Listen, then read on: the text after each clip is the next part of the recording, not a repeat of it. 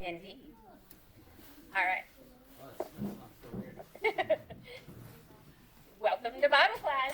Let's start the books of the Bible.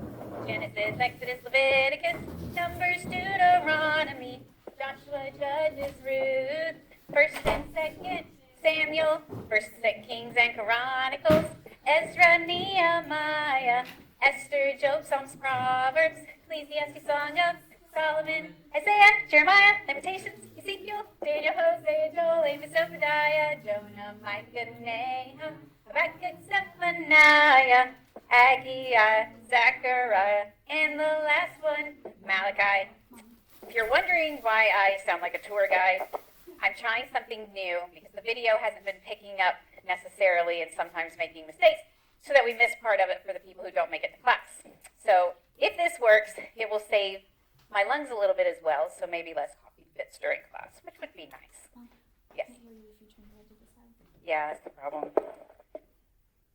We'll see. We'll see how it goes. Okay, let's get started for today. It is week 4.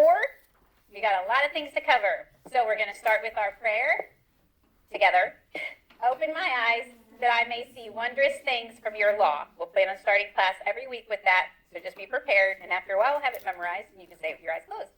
Our class verse is another thing we're going to be quoting every week. So I will say the reference, and then we'll all say the verse together. This one won't be hard to memorize.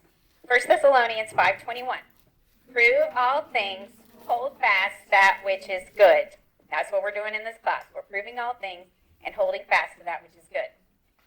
The verse this week, for those of you who are doing homework, who are working for credit, is Psalms 119:9-11. Who is doing it for credit that memorized the verse this week? Daniel Spivey, you need to quote it to me next week. You ready? Go ahead. Wherewithal shall a young man cleanse his way, by taking heed thereto according to thy word. With all my heart I have sought thee, O let me not wander from thy commandments. With thy word have I hidden mine heart, that I might not sin against thee. Very good. All right. Moving on. Hang on. Today we are going to actually do some testing in reference to culture, which is why I'm wearing this, because sometimes when we do a cultural interpretation leaves room for you to misrepresent the truth of what's actually happening. Sometimes it doesn't matter. Sometimes it matters a lot. For example, I used to live in a country where I wore this stuff every day. And when I first got there, I was like, oh, these are fun. This is cute. It's like wearing your pajamas. And this is cute too. Oh, and this is cute too. And I would wear my scarf like an American would wear it around my neck with stuff flowing down the back. You knocked it. This isn't working out very well. And then I discovered that in wearing it wrong, I was extremely immodest.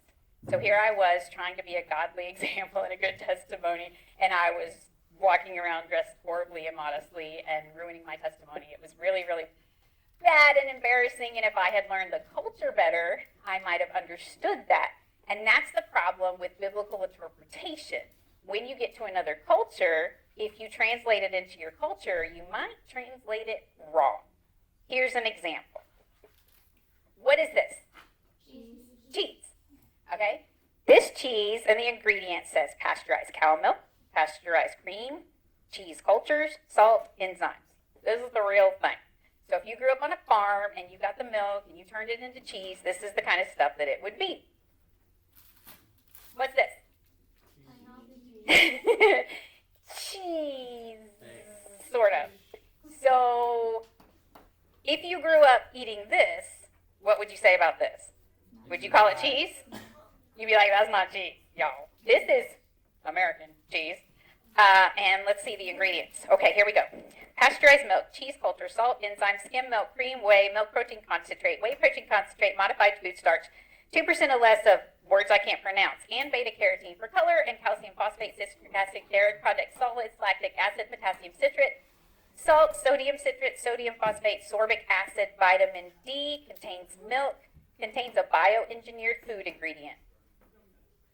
So is it like a clone cheese? I don't know. But something about this is weird, and they're not even telling you what it is. Okay? So if you grew up eating this, you'd be like, this is cheese. And if you saw this, you'd be like, I'm not eating that. That's weird. But if you grow up eating this is cheese, and you look at this and you're like, why is it all orange and exactly the same color and the consistency of plastic? This is cultural interpretation. So we have biblical culture, and then the farther we get away from biblical culture, in which our culture is extremely far away from biblical culture, the more our culture processes it. For example, kids' storybooks. This was one of my favorites when I was little. And if you look through the pictures, you're going to see a lot of that Italian Renaissance kind of paintings. Now, me growing up, it was okay because I had a general understanding of biblical culture. I knew this wasn't the real thing. But if I didn't, and this was the only thing I ever looked at, I would assume some things about biblical characters and even about Jesus that were not true. And maybe that's not the end of the world, but it could be a problem. Now, I also have read this. Now I like these better because everybody knows Jesus doesn't actually look like this. Cartoons make it into something fictional, and so, your imagination fills in the gaps. But you notice the clothing and certain aspects of it are correct. And the fish, they're funny looking, and the birds are funny looking. They're not realistic either. So this isn't a realistic interpretation. So to, leave some room. Okay. Lately, in the past 20, 30 years, people have been trying to get more accurate with culture. It's nice. The world is getting smaller. We've learned more. So you get books more like this, where people look correct, and their clothing looks correct, their skin color is correct. You get a better idea of who you're actually reading about. And that's good, too. So we are going to delve into a little cultural interpretation. You have a worksheet in front of you. And every picture on there are 12 or 13. Every one of them is supposedly a depiction of Rebecca in the Bible. Who wants a piece of cultural interpretation?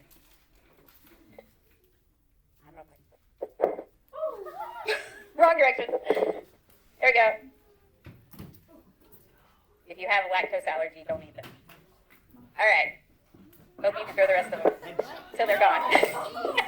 If you want one, you can come get one. Okay, so looking at your picture of Rebecca, from what you know about biblical culture so far that you have learned, take a look. Hope you can just walk around passing them out at this point. Okay, the rest of you who are not getting pieces of cultural interpretation, take a look at your worksheet. Look through them. I want you to find one that cannot possibly be correctly accurate according to biblical culture, what you know. They're all numbered, so once you find one, raise your hand and give me a number. Ryan. What? 5. Okay, everybody look at number 5. Interestingly, number 5 is the one I remember from this book growing up. So, why do you say she does not fit biblical culture? Me? Yep. It reminds me of Great Art. What? They had this Greek mythology one and they had pictures. So. Good. Okay. So we're talking about a Greek influence here. This is an actual water pot from Cana, from Israel. So one thing that's good to know first is the setting. So you can hang on to those numbers, keep looking and trying to find them. So one thing you need to know is they're coming to get the water. There's no electricity, there's no running water, you have no water in your house. So imagine every time you need water to bathe, to drink, to wash your dishes, to cook with, anything has to come from way down at the well. And very often there was one well per village. So the young unmarried girls would come often in the morning and the evening, because that's when it's cooler, and they're not carrying a bucket, they're carrying a clay jar. Now this is not light, it's not heavy at this stage, but if it was this big, that'd be a heavy jar. And then you fill it with water. That's heavy. If y'all ever carried buckets that are full of about 10 or 20 pounds of water, that's an owie experience. So this is what Rebecca is doing. She's coming to get the water, and if you don't know the story, Isaac needs a wife. His father does not want to get a wife for him of the ungodly people in the area, so he sends his trusted servant, go back to our people and find a wife. Well, he's not just like wandering around, hey, anybody want to marry him? Anybody want to marry somebody? So he goes to the place where the women, the young unmarried women, are going to come, and he prays. And he asked God, if I'm pleased with you, if you would bless me, if you would let me know who I'm supposed to choose. And as it turns out, before he's even done praying, God answers his prayer. Rebecca comes to the well. And he asks her for a drink. Does anybody remember what she said? Yeah. She will not only give him a drink, but all his camels. Yes. And that tells us something about Rebecca's character. Because, okay, remember, you're carrying this big jar. This is your water for the day. And some random strange dude with a boatload of camels comes up and he's like, can I have a drink? Now, she could have just done the easy version, given him a little drink, I got to go now. But she's like, oh, you're tired, you've had a long journey, I'll give you a drink, and I'll give a drink for all your camels. Do you know how much a camel can drink? She was offering to do a lot of work, and that says something about her character, that she was willing to be helpful to a stranger. So he knew this girl that he was looking at was a good girl, was a nice girl, et cetera, and then he found out she was from the very family he was looking for. God had answered his prayer. It's a wonderful story. But as far as what she looks like, she probably didn't. Okay, number 5 is the top on the right. She probably didn't look like this. For one, the outfit is Greekish, and it's white. White was very expensive material to make. And how many of you wear white when you go out to do your chores? Welcome, Levi. So this is not a good idea. This is an idealized idea. And she's also very white, and she has very strong Greco-Roman features. Okay, what's another one that does not work? Rachel. Number 3. So grab a pen or a pencil and cross out number 5, because that's a big no. Now we are looking at number 3. Why not for number 3? She has a Hindu dot. Thank you. Okay, that's the big one up top where she's got the big dot on her forehead. I saw this in a blog by a Christian about Rebecca in the Bible. So now this is where cultural interpretation can turn into actual unbiblical lead people away from God. Because if somebody who's a Hindu and they believe in millions of gods and they say, oh, that's how you get to be one with the universe, it's a really long story, but this is a spiritual mark that puts you in this religion, and this Christian person is saying that's what Rebecca is, this is going to lead them to untruth, not toward truth. So that girl's lack of cultural understanding, since she didn't take this class, she's trying to lead people toward godliness, and she's actually potentially leading them away. That's a good reason to study what you're talking about. Okay, so go cross out number 3. That's a big no. Yeah. Number 1? Number 1. What's wrong with number 1? Well, 1. She's white. Okay, she's white. She is very Western. She's not skinny. Yeah. When I was a kid, I used to read Nancy Drews, and there was always this one character, Bess, and every time they introduced her, they said she was pleasantly plump. Okay. Every time. Like, she couldn't get introduced without them saying that. I'm like, y'all, seriously. Now, if you are carrying around big jugs full of water and you live in old times where you have to, like, catch your own chickens and kill your own farm animals, are you going to be overweight? Probably not. This is an idealized version from the Renaissance era, probably, of where the ideal woman was lying around and eating whatever, and she didn't have to go out and work in the sun, so she had very pale skin, and she's also wearing clothes that aren't biblical, etc. This is a big no, because they put it into their idea of what's pretty. That's important to understand. When you watch a movie that's based on Bible, expect that character to be whatever the current culture's idea of pretty is. So if you watch a movie on Esther, you're going to see America's idea of what pretty is. That may not be the biblical idea of what pretty is. Interesting. So just be aware of that, because it's going to affect what they do. Because they care about selling the movie to you. They don't care as much, as about being accurate. Yes, next one. Number 8. Number 8. That one's right up here on the top near the right. It's in the middle of your page. What's wrong with that one? She's wearing white. She's wearing white too. Now, it stands out in a painting, so you can kind of see why they do this. But if you were a farm girl, you'd probably look at that and be like, what is her problem? Does she have any clothes? Be like wearing a formal to take the trash out. Yes. Number 6. Number 6.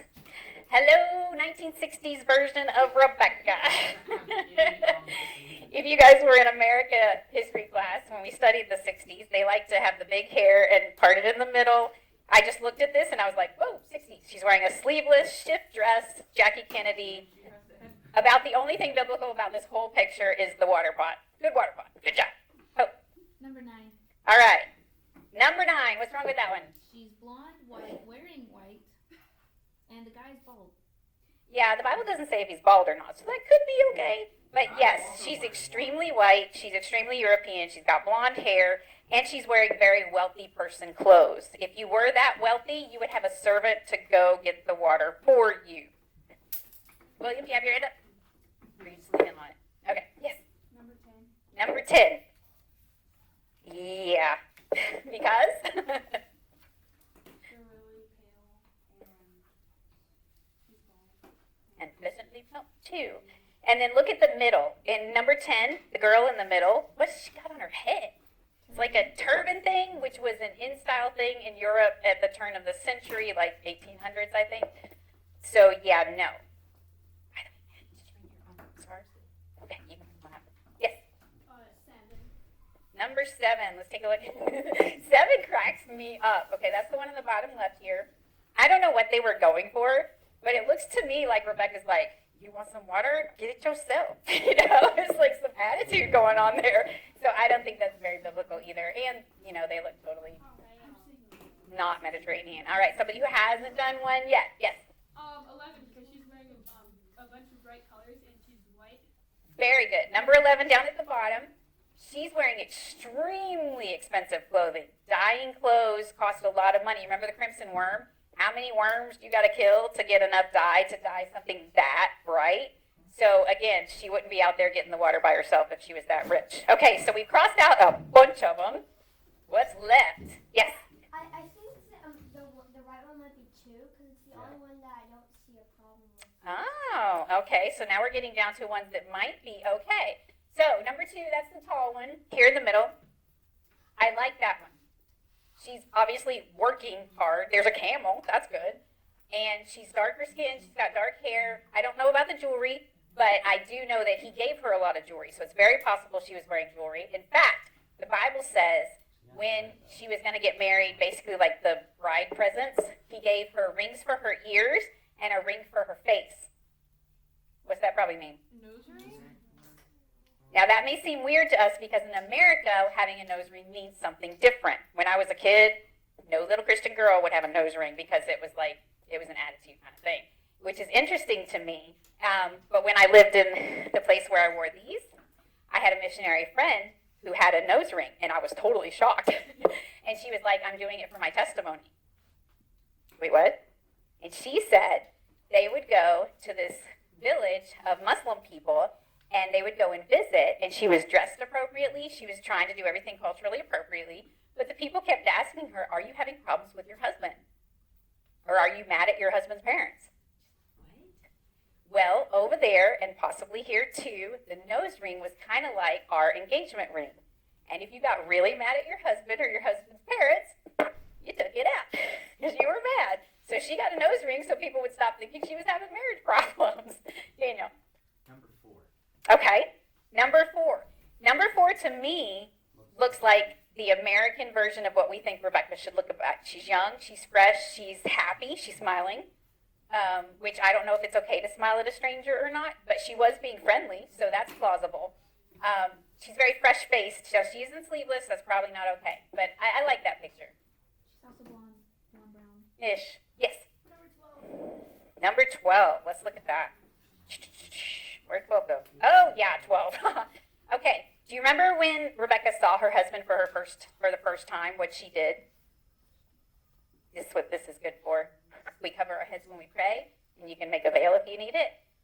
If she veiled her face so that her future husband wouldn't see her before they got married, do you really think she's wearing an off-the-shoulder dress? That's a big time no.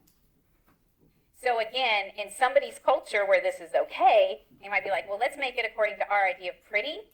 But then if you've got a Middle Eastern culture looking at this and they're like, whoa, she was an unholy person, now you've ruined the Bible story and you're giving the wrong idea about God. And I'm not just making that up.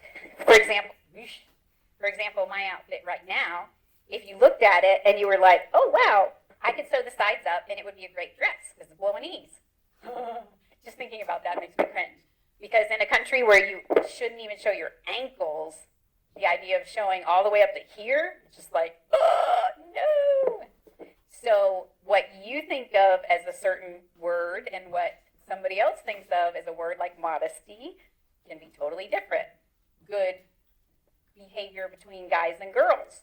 The fact that we're not split up even in this class says something about our culture as opposed to their culture. So if you're going to draw pictures, be really careful. Yeah. Why are there palm trees in picture 12? Were there palm trees in where they lived? It's very possible, because like in the desert kind of thing, they were nomads. So yes, that is possible. It doesn't mean they're in Florida. That's possible. So you get the idea, I hope, that when you are reading a book, watching a movie, anything about biblical culture, be aware that the other person's imitation culture might have seeped in there. It may not have even been on purpose. They may just not know better. Like me with my scarf, wearing it the wrong way, because I didn't have any idea that it meant something and I was supposed to do something with it. So, Maddie, come on. This is Maddie, if you haven't met her yet. She is Lydia and William's sister. And her brother just got back from a trip to Egypt. And she brought us some of the authentic Egyptian scarves. I believe they're called pashmina. They're gorgeous. And they feel so soft. They're a little bit like woven silk. They're so beautiful. So if you're living in another culture, now an American would wear this a certain way. You all know how to wear it like an American. But if you're an Egyptian, you're probably going to be covering your hair and maybe doing it. So if you want to sneak around, this is a good way to do it. You can use these next time you play airsoft. Oh. This one is my favorite. That's just gorgeous. So maybe if you're really nice to her, she'll let you feel them because they feel just beautiful. So if you were going on a trip there and you're like, ooh, I love your scarves, I want to wear your scarves, it'd be a good idea to ask somebody, what? How to wear it? How do you wear this? Yes, that would be nice. Thank you. My first week in Bangladesh, they wear, you think of them as saris. That's the way the India people pronounce them, but we call them sharis in Bangla. My first Sunday there, I had put on my shari, which is 6 yards of material. That you've all seen those people from India who have the outfit that looks kind of like the Statue of Liberty dress. And I had dressed myself. I was so proud of myself. And I got to church, and the very first woman who saw me, total stranger, didn't know a word of English. I didn't know Bangla yet. She grabs me and drags me off to some little side bamboo room and totally redressed me because I was completely wrong. So if you ever go to another culture, plan on either having a lot of humility or being a lot of humiliated. Asking questions is helpful. What does this mean? How do I do this correctly? What's the right way to do this? And if all else fails, just stare at everybody a lot and do whatever they're doing. Okay, so when you're reading the scriptures, notice the details, like the ring for your face. I don't know how many times I'd read that story till I was like, wait a minute, he already said rings, plural, for her ears, and then he said a ring for her face, so it can't be an earring. What are we talking about here? Go figure. Now, that doesn't mean you can go home and tell your mom you want a nose ring because it's biblical. Our culture's different, whatever. Okay, moving on. Oh, wait, one more thing about the drawing water. We're hitting culture first today before we get to history, so we had enough time to scratch out all the Rebeccas.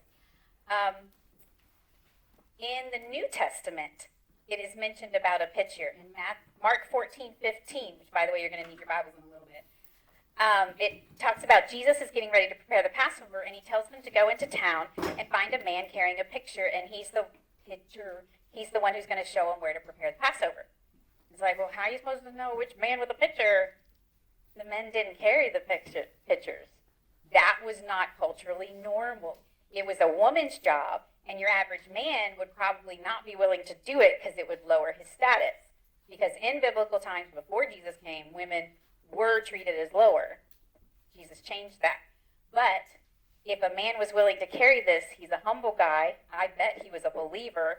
Jesus knew about all this, and so he's like, you go look for the man carrying the picture. I think that's neat. So I don't know what they did, if they're just like walking through and they're like, there he is, and they just start following him, or if they said anything, I don't know. But Okay, so the other cultural thing I wanted to talk about. Now we're going through, there are hundreds of things I want to talk to you about, and we just don't have time. We dig into the scriptures, we read the details, we learn all this stuff. There's just not enough time, so we have to pick certain things. But just to give an overview, remember we've gone through here, we've gone through Adam and Eve, now we've hit Noah, we've hit the Tower of Babel. Now after that you have Abraham, Isaac, and Jacob, who are mentioned all throughout the scriptures, the beginning of the covenant. One interesting thing about Abraham, if you ever read about the covenant, this sounds kind of weird, where they cut the chicken and they split the halves, or whatever animal it was, and blah, blah, blah, and then something went through the middle, and it's like, what's going on? This is weird. That was the covenant of the time. But the cool thing is culturally, guys, stay with me. Culturally, the one person making a covenant with the other person, the one person would promise and do the thing, and the other person would promise and do the little ritual. But in this case, God had Abraham sleeping. I'm not that stupid. And he did both, which means the covenant that he made with Abraham was a covenant he made with himself as the guarantor. So regardless of what Abraham did or didn't do, God would not reject his own covenant, because God cannot break his promises, which means it is forever.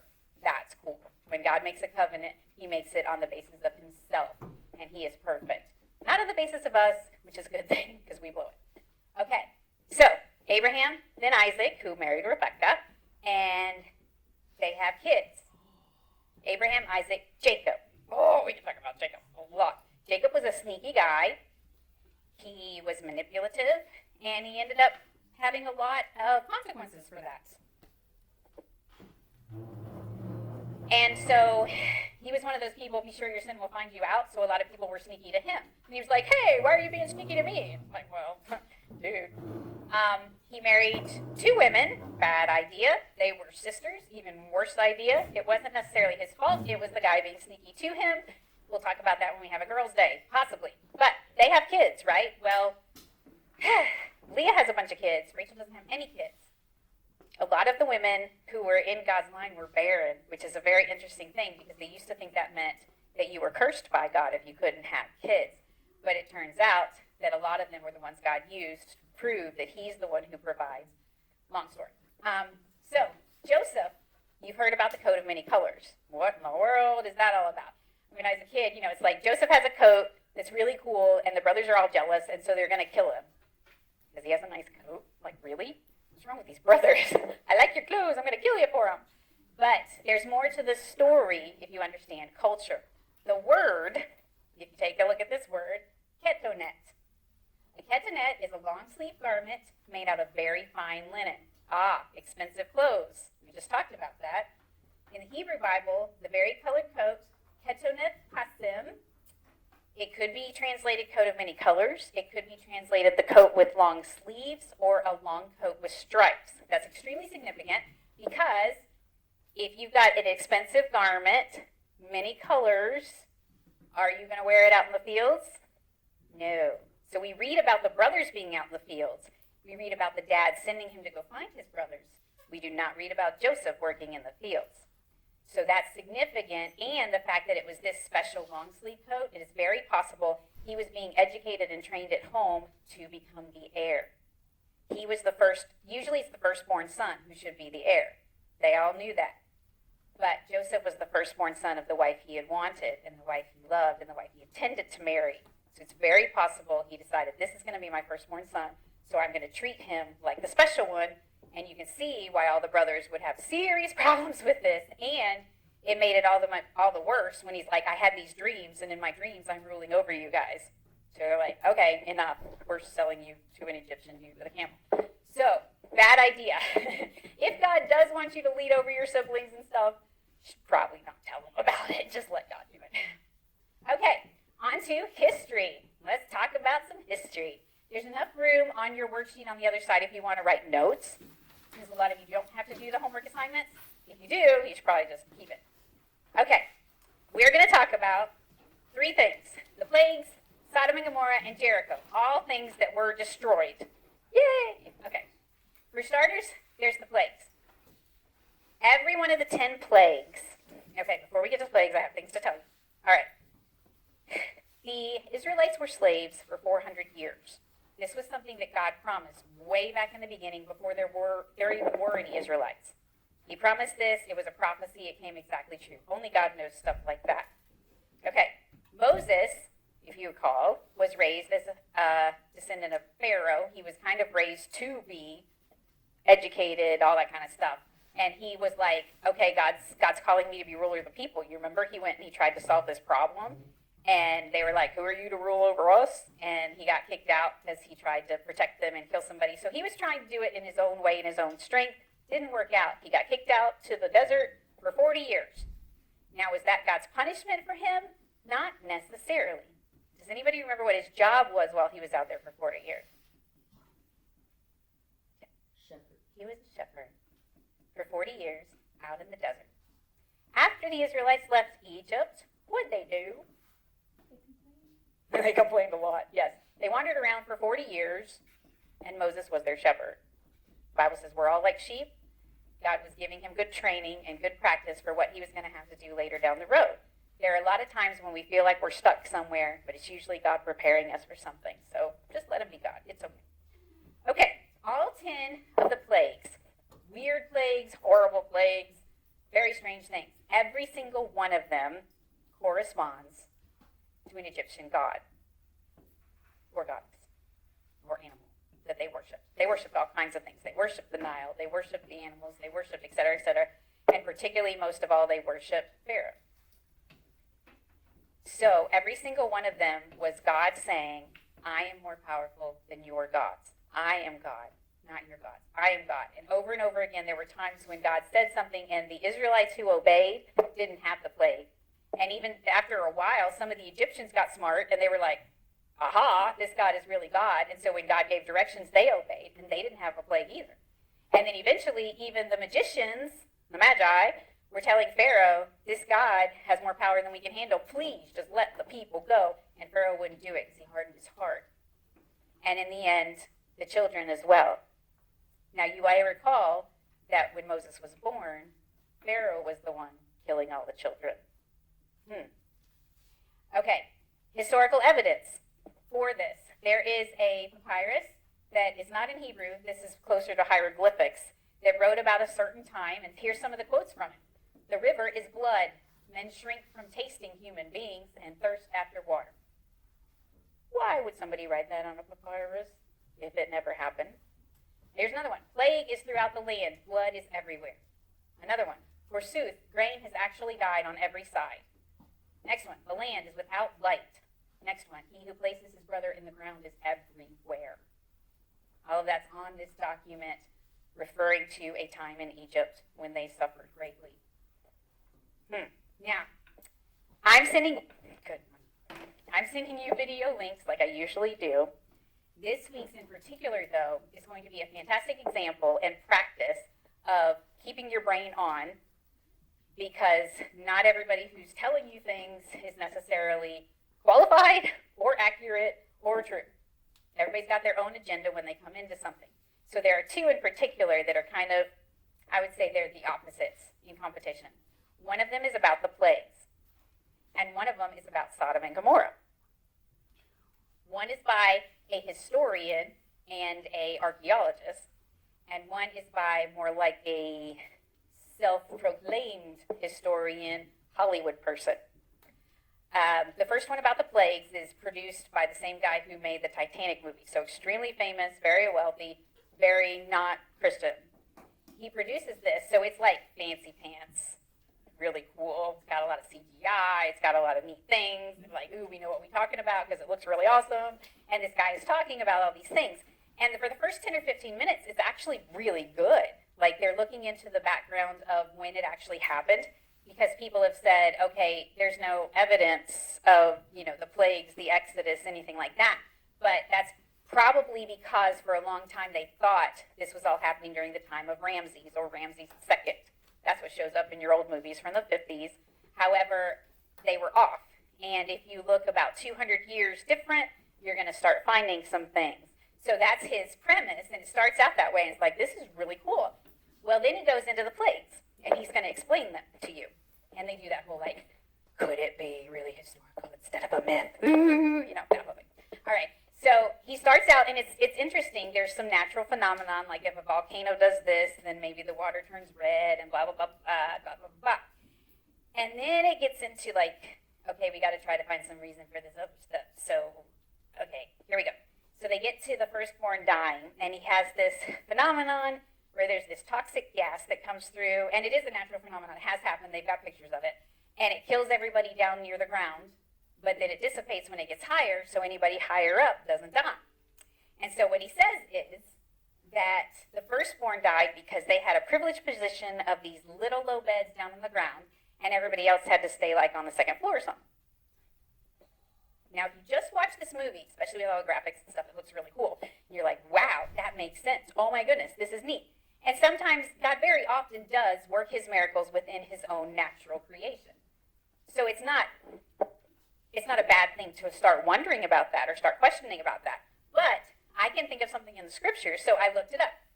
That's a good idea. When somebody's like, I got this figured out, y'all, look it up. Look it up. There might be a nose ring that you didn't ever notice before. So I looked up the actual Bible passage, and I found the firstborn died of all the boys and all the cattle. Now, even if all the boys in the house had a special bed near the floor, I'm pretty sure they didn't separate all the firstborn cattle and give them a little bed on the floor, and everybody else had to go somewhere else. So, the Bible says, no, that's not what's going on. So now we're just like making stuff up. Okay, so there was one other thing he talked about, and this time you guys are going to do the testing. The crossing of the Red Sea. This is impossible. So how are we going to explain this and take God out of it? How do we explain this with a natural phenomenon?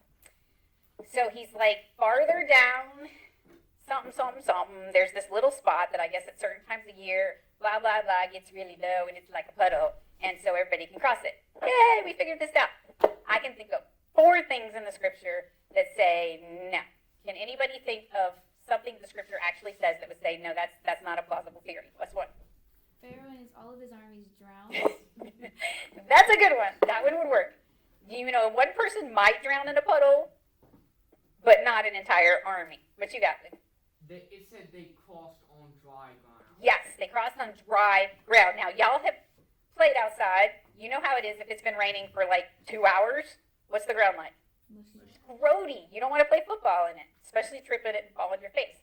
So this river, if it's a puddle, even if they move the water out of the way, it's still going to be soaking wet. What else? Didn't the Israelites panic because they were by the Red Sea and Pharaoh's coming? They're like, we're stuck here. Oh no, a puddle. Oh no. What are we going to do? Yes, that's another good one. All right, I've got 2 left. Yes. It says that God caused a great wind to blow and it spread some fire. Beautiful. The wind blew all night.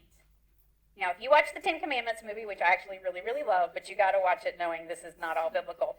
Moses stands up and very powerfully, which the Bible doesn't say Moses was big and powerful looking like Charlton Heston. He could have been a little weenie guy. We don't know. But he had the power of the Lord. He stands up and he says, stand still and see the salvation of the Lord. It's a really cool moment. The music's playing and there's all these extras. And by the way, the extras in the movie were actual, I think they were in Egypt, like for real. And they were actual Egyptians.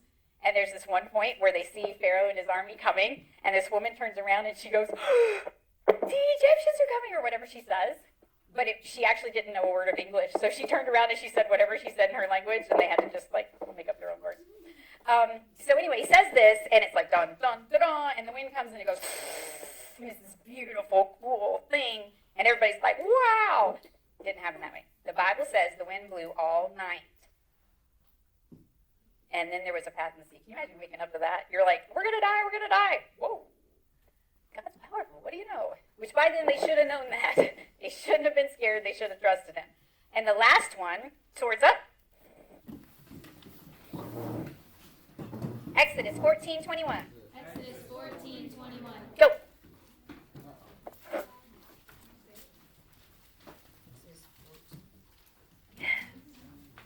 And Moses stretched out his hand over the sea, and the Lord caused the sea to go back by a strong east wind all that night, and made the sea dry land, and the waters were divided. Good. So we got the dry ground, we got the all night, and one other thing he talks about was, I believe it's maybe even in the New Testament, that the waters became walls on their right hand and on their left. I have never seen a puddle turn into a wall. So, again, if you're hearing somebody saying, I got this figured out, check with their source. Your source. If they say they're here, check here. And if they aren't, then they're interpreting it wrong, they're guessing, or they're trying to lead people away. So that video in particular, it starts out like, ooh, this is cool. They're historically proving what the Bible said. That's good. But then the farther you get into it, the more you realize their take on this is like, we can explain this. God doesn't have to be part of this. So it's actually leading people away. Interesting. So you got to keep your brain on. Now the second video that you're going to see, if you watch it, is about Sodom and Gomorrah. Now the guy who does this video, he's a historian, he's an archaeologist. He doesn't have the fancy bells and whistles and like, ooh, believe me because I've got cool graphics. He's a man looking for the truth.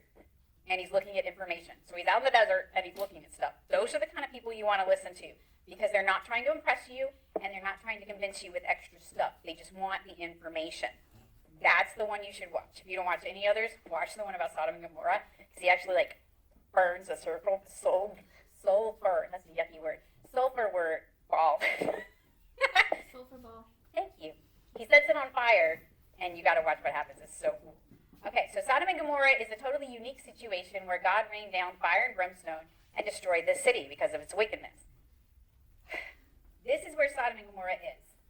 So you're looking at this, it's about right here. And there's so much we could say about it, but we don't have time.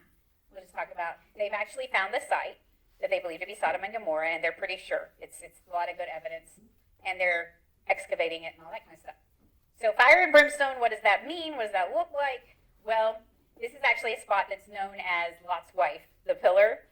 And of course, it probably isn't Lot's wife, but it's an interesting thing. If you look at it from the distance, it does look like a person.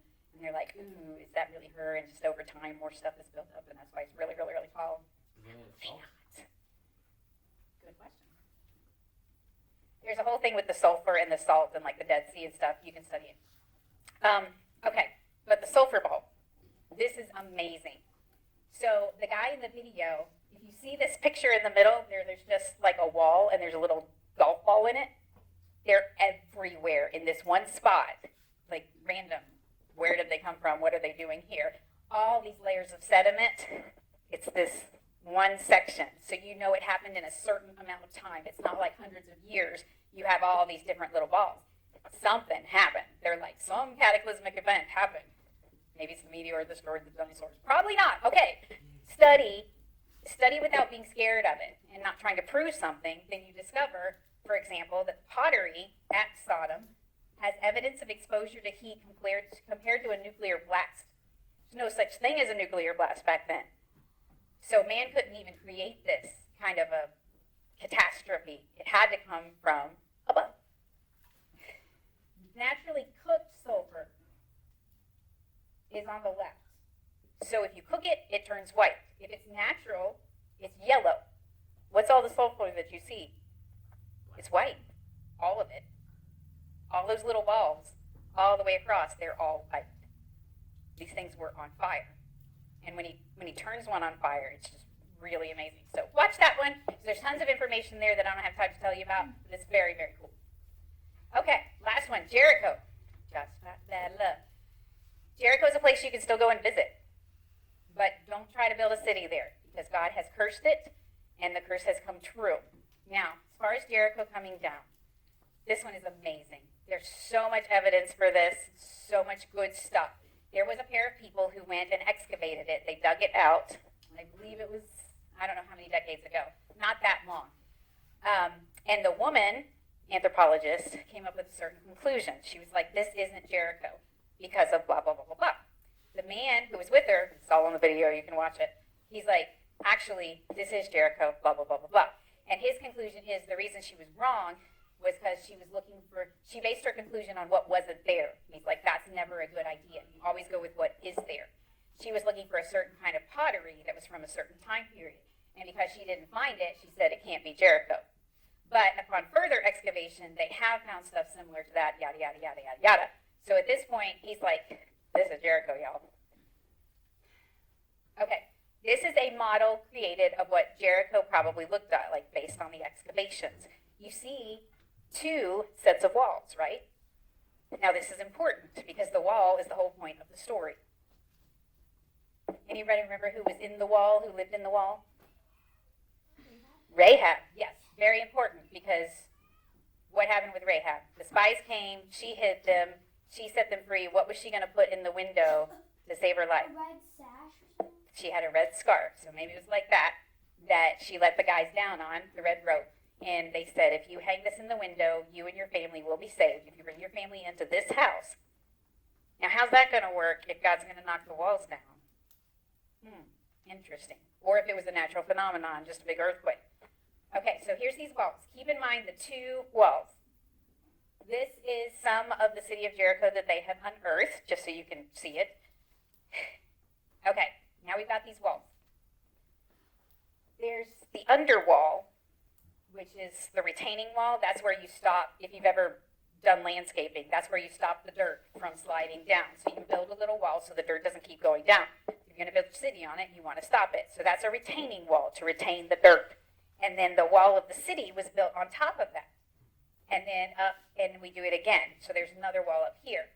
Now these are huge walls. They're a big deal. They were good protection, but not stronger than God.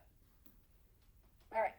If the wall comes down, what happens to a wall that comes down? So you're playing with Legos, but you didn't actually put them together right. Somebody kicks them. Where do they all go? Well, they go to the bottom, right? So if it all falls down, it's going to fall down, and it's going to look a lot like that. Remember that.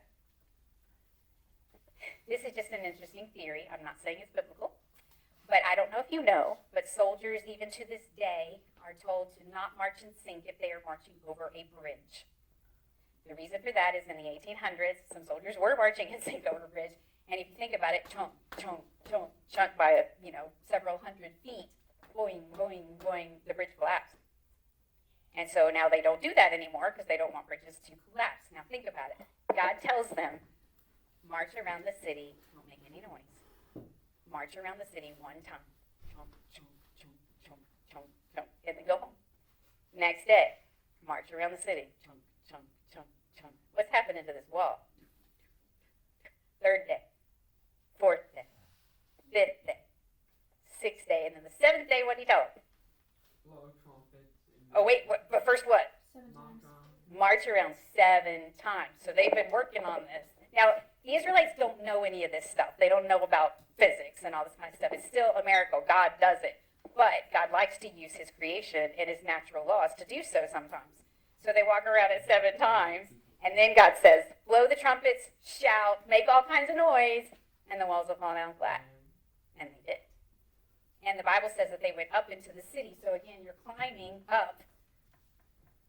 This is a description of it. I'm going to point it out. So we've got the upper wall, the bottom wall. The bottom wall falls down like this, and that is literally what they found. You can find actual pictures. It looks just like this. Literally. There's a bunch of stuff. And they would have to climb up into the city. So here's some of this wall, that wall right there. And then there are spots where you can see all the brick just going down to the bottom. Again, I'm not saying this is biblical for sure. Trust the Bible, but it's pretty cool evidence. So they go up, and another really neat thing is there's one section that the archaeologists have found where the wall didn't go down. That's a miracle. I mean, if it is the chunk, chunk, chunk, chunk, chunk thing, the whole thing should have gone down. So clearly it's a miracle in whatever direction, but it's pretty cool that they found this. There was also a curse pronounced on the city. And Joshua said in Joshua 6:26, "Cursed before the Lord is the man who rises up and rebuilds Jericho. At the cost of his firstborn, he will lay its foundations. At the cost of his youngest, he will set up its gates." And that actually happened 500 years later. Somebody who was not obedient to the scriptures tried to build it. And when he started building it, his firstborn died. And when he ended building it, his youngest died. It has since been destroyed, of course. And I wouldn't recommend trying to build it again. When God says stuff, he means it. What if you don't have kids? Well, I don't think God is worried about this curse not being applicable. So, okay. Quick note, remember how we talked about religious doesn't mean godly? I just wanted to read this. Some of y'all know that my family works at Source of Light International. It's a mission that sends lessons out all over the world with the gospel in it. I love the ministry. Hope you get to come visit someday. It's down in Madison. You come take a field trip. But we hear from our partners around the world doing all these wonderful, amazing things for the Lord. And we got one just this week from Togo, and he was asking prayer, and I wanted to read it to you because what we've talked about is still a problem today. He says, many people in our country create many prayer centers. This is in Togo, West Africa. And these founders are swindlers because the population goes to these centers and comes back impoverished more than at their beginning. These founders are not even saved, and since they themselves are not saved, they can only gather pagans in their centers. Definitely these prayer centers in Togo have become business centers depending on the sole founder who gets rich. This is our motivated to detail this aspect of prayer so that the population is saved from the swindlers, grave diggers, because prayer is a spiritual communication that must be made between spiritual sons or daughters for their spiritual father who is God. So you remember us talking about like Jesus when he got rid of the money changers and he said, my house should be a house of prayer and you've made it a den of thieves. Or the people in William Tyndale's time that are saying you can buy your way to heaven, literally, or pay us money to get other people into heaven. It's still happening. Devil knows it's a really good tool, and they're trying to give the truth because the truth sets you free. Okay, so back to when we talk about the Passover, when we talk about Sodom and Gomorrah, when we talk about Jericho, these three things all have a similar theme. Destruction. But the theme to be learned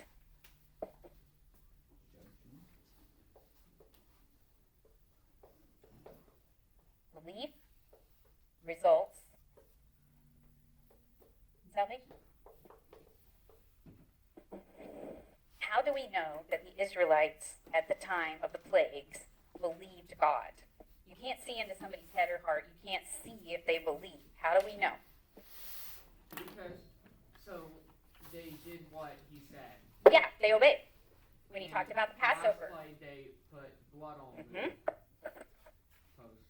And the ones who obeyed were saved from death and destruction. So you say, God is cruel, God is cruel. God gave the information on how to be saved, and everybody who believed him obeyed, and the ones who obeyed were saved. What about in Sodom and Gomorrah? How do we know that Lot believed? Somebody who knows the story. Daniel. He left the city. Yeah. He left the city, and what about his wife? She didn't, so she turned back and then she... The instructions were very clear. It wasn't just run, it was run and don't look back. So you know that he believed because he fully obeyed, and you know that she didn't fully believe because she didn't fully obey and she was not saved. Interesting. What about the last one, Jericho? How do you know that Rahab believed? Well, she stuck a scarlet cord in her window. Very simple. Yeah, she obeyed. She was like, okay, I'll stick this in here, and that was her salvation. Now, was the cord itself her salvation? No, it was the faith. Because faith results in obedience, and obedience results in salvation. But the way we know you have faith or not is whether or not you obey. So say, for example, we'll test it. Your mother comes into your room at your house. Get out, house is on fire. Now, if you believe your mother, what are you going to do? Okay, so if you have faith in your mother, which you should, that would be nice, faith, you are going to do something about it. You are going to obey. The more faith you have, the quicker and the better you're going to obey. Now, say your sibling comes in, and they're like, hey, the house is on fire, you better get out. You have faith in your sibling? No. How would we know if you have faith or not in your sibling? Whether Whether you do it or you do it or not. Basically, we know whether you believe them or not, whether or not you get out, or whether you sit there and go, oh, like that. Or whatever it is you do. Your sibling does something annoying. Okay. However, your mother, you trust her, you believe her, and she's also your authority. So you should reverence her and respect her, right? And have a little bit of fear, because if you don't obey, there's going to be consequences, right? Now, in this particular case, the consequences are dire. If she comes in and she says, get out now, the house is on fire. Should you be like, well, I think I'll go get my favorite baseball cards first? That shows your lack of faith. You didn't believe what she actually said. She said, get out now, not later. Now, you could always check with her, like we can do with God. We can pray. We can ask. Yes? If my sister came running in, and she said that if I had jumped out my window, I'd probably break my leg. So I blame it on her, and it'd be her fault that I broke my leg. Because I would be waiting for her. And your mother might say something like, she is not worthy of your faith, child. Come and check with me first. That's a good example, actually. You watch these videos. These videos are not worthy of your faith. Check the scriptures. Check your source. Ask God, what should I do about this? Should I listen to this person? Should I not? And you should know the scriptures, because here's an example. Say here somebody's like, I'm a Christian. I love God. I got all kinds of faith. You wouldn't believe how much faith I have. I am a faith person, y'all. And then you watch their life. And they go out and they lie to somebody and they steal stuff. And they go to parties all the time. You're like, wait, what? I thought you had a lot of faith. And my faith's on the inside. What is your faith? What does that even mean? I don't know. Because James talks about faith without works is dead, being alone. If you say you have faith, but you don't have it in your works, you don't really have faith. He's like, so you may say, I'll show you my faith. Well, I can't see it. He's like, I'll show you my faith through my works. You can tell if I have faith or not by what I do. So don't say you have faith and then not even, I love God, I want to do everything God wants me to do, but you don't even listen to instructions. That's like if your mom comes in, she's like, oh, I got some things I need you to do, and you're like, here, boom, I love you, Mom. I love you so much. I want to do everything you want me to do. But you're not listening. You don't love your mom and want to do everything she wants you to do. So faith results in obedience, which results in deliverance. And the more faith and respect and reverence you have for whoever it is that's telling you something, the quicker and the better you're going to obey. So if some random stranger comes in today and says, there's a fire, everybody get out, and I don't know them, I may be like, well, let's find out. Where is the fire? What's going on? Do we need to leave? I'm going to ask him a bunch of questions. Because I don't reverence him. I don't know who he is. He's some weirdo. Maybe he wants to steal all our stuff. But if my husband came running in and he says, there's a guy on the loose running from the police, which happened in my neighborhood just this week, and he called me, and he was like, there's a guy who ran away from the police, and I'm sitting in the house with the door unlocked. I'm like, ew. I didn't say, no. I was like, I think I'll go lock the door, you know? I think it'd be nice if you came home. Kitchen knives. Okay. So if he comes in and yells, there's a fire, get out, I'm not going to ask him questions. I care about all of you. I'm like, out, right there. Go, go, go, go, go. And I'll ask him questions when we get outside. That's the way it is with God and with the scriptures. You're like, I don't know what to do. How do I know how to live my life? Well, God gives lots of rules. Love one another, forgive one another, be kind to one another, don't be a jerk to your sibling, etc. And if you care about God and believe him and want to obey him, it's going to show. That's why Christians should look different than everybody else. We should show we believe differently. We shouldn't just say we believe differently. Our lives should be different. Make sense? And ultimately, salvation itself depends on our faith. If we believe, God gives us salvation and we are saved. God's the only one who can tell whether you believe or not, unless you obey, and then the rest of us can tell it too. Comprende? Next week is the day after Valentine's Day, so we're going to have a very special day. You can dress up if you want to. Wear a big headband with hearts. I don't know, whatever you want to do. We are going to talk about, in the scriptures, courtship, marriage, based on 3 stories, one of them being Rahab, who I don't know if you know this, but she married a guy named Salmon, or Salmon, whichever way you want to pronounce it, not a fish, man. And one of the spies was named Salmon. So there could be a whole romantic love story there, if you want to unearth it. We'll be talking about Rahab, we'll be talking about Ruth, and we'll be talking about Mary and Joseph, and then ultimately, the symbolism is crazy everywhere. All over the place, the spiritual symbolism in the courtship and marriage and other rituals that they had about love, because ultimately the Bible is God's love story. And what does that mean when it comes to you? Come back next week and find out. Have a wonderful week, everybody. I don't think this works. I don't think this is a go.